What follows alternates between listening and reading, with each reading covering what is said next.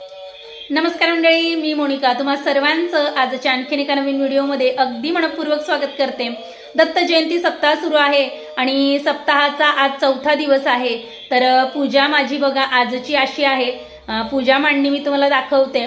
पूजा मांडणी आपण फक्त पहिल्याच दिवशी करतो आणि नंतर जे दिवस असतात त्याच्यात आपण नवीन फुलं चढवणे म्हणजे आदल्या दिवशी चढवलेले जे फुलं असतात ते निर्माल्य होऊन जातात। तर ते फुलं जे आहेत ते आपण एका टोकरीत जमा करतो आणि नवीन फुलं जे आहेत ते महाराजांच्या चरणी दत्त महाराजांच्या चरणी वाहतो आणि सुशोभित करण्याचा प्रयत्न करतो। एक वातावरण निर्मिती करण्याचा प्रयत्न करतो। नवीन धूप दीप लावून आणि आदल्या दिवशीची जी धूप असते तिची रक्षा सुद्धा एका याच्यात जमा करून ठेवायची असते आणि ती वर्षभर आपण आपल्या कपाळी लावू शकतो। आपल्या घरच्या मुलांना माणसांना सगळ्या मंडळींना आपण ती वर्षभर लावायला देऊ शकतो। त्याच्याने मनाला एक वेगळंच समाधान मिळतं, एक आत्मीय समाधान मिळतं। तर आजची रांगोळी जी आहे ती बघा मी पाना फुलांची काढलेली आहे।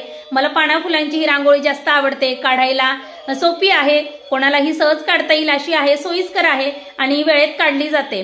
जास्त असा काही वेळ लागत नाही म्हणून मी जास्त करून पाना फुलांची ही रांगोळीच काढते। रंगसंगती आपण चांगली वापरली की कुठलाही रंग हा पाना फुलांमध्ये म्हणजे पानांमध्ये तर हिरवाच, पण फुलांचा आपण रंग कुठलाही घेतला तरी चालतो। तर आजची जी पूजा आहे ती दाखवते।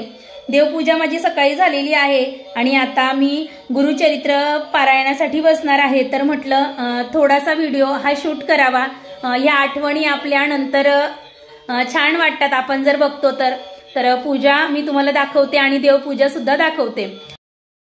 सकाळी सकाळी देवपूजा झाली की आपल्याला खूप प्रसन्न वाटतं। तशी आमच्या घरी देवपूजा आमचे हेच करतात म्हणजे माझे मिस्टरच करतात। तर मी फक्त फुलं चढवते कारण मी त्यांना आवर्जून सांगते की फुलं देवांना मीच चढवेल, मला त्यात खूप आनंद मिळतो। देवपूजा वगैरे ते सगळे करून घेतात, एक दोन फुलं चढवतात आणि राहिलेली सगळी फुलं जी आहेत ती मी चढवते।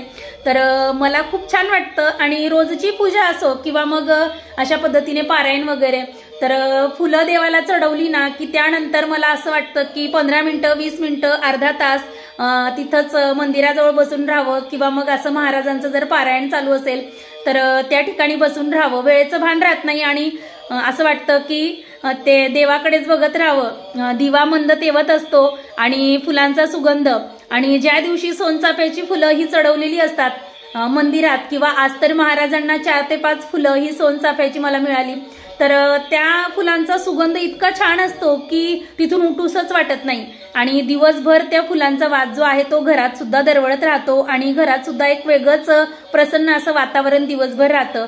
तर तुम्हाला सुद्धा नक्कीच असंच काहीसं वाटत असेल आणि पारायण कोण कोण करत आहे ते सुद्धा सांगा।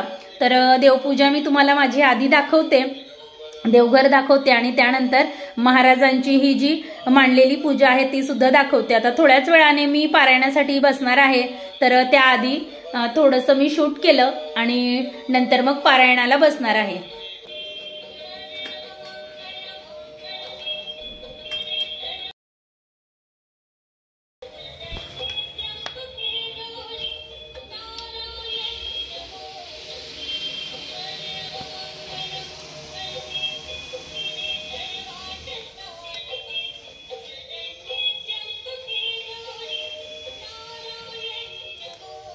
मस्त फुलं आहेत।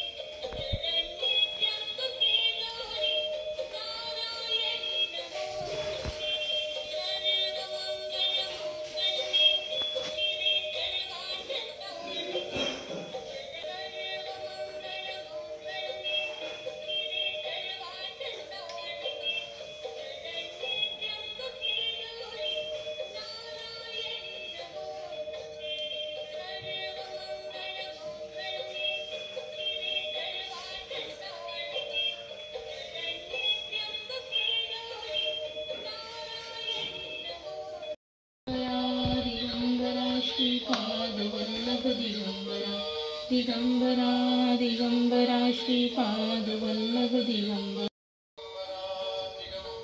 श्रीपाद वल्लभ दिगंबरा दिगंबरा दिगंबरा श्रीपाद वल्लभ दिगंबरा दिगंबरा दिगंबरा श्रीपाद वल्लभ दिगंबरा दिगंबरा श्रीपाद वल्लभ दिगंबरा दिगंबरा दिगंबरा श्रीपाद वल्लभ दिगंबरा दिगंबरा दिगंबरा श्रीपाद वल्लभ दिगंबरा दिगंबरा दिगंबरा श्रीपाद वल्लभ दिगंबरा दिगंबरा दिगंबरा श्रीपाद वल्लभ दिगंबरा दिगंबरा दिगंबरा श्रीपाद वल्लभ दिगंबरा दिगंबरा